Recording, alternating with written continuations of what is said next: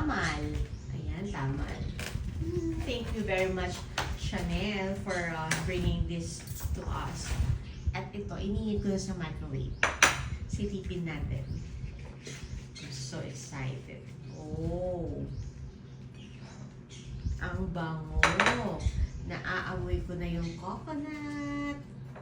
Look at guys.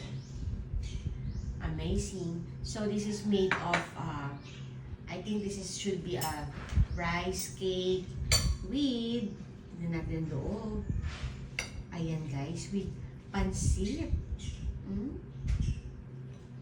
So this is a special delicacies from Zamboanga. Tikman natin guys. So it's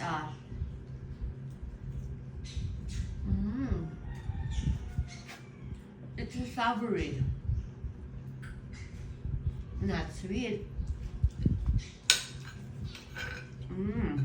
With egg inside. Buksan natin para makita nyo. Ayan o.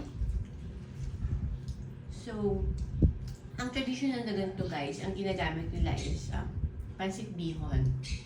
But this is sotanghon or glass noodles. So, should be special one. Ang sarap guys.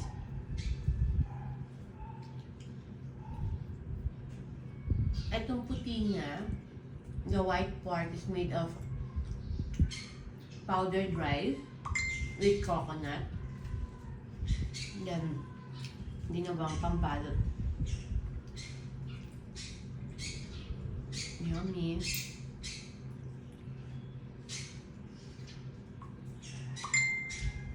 Parang masarap tuloy pumunta ng Zamboanga para mag-food trip lang. Kasi ang dami lang food na mga kakaiba talaga. Mga lutong Muslim. Siyempre best pair dyan pag may coffee.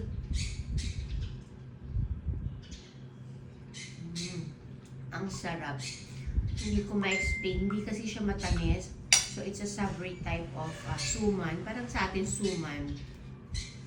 At sa kanila, tinatawag nilang tamal.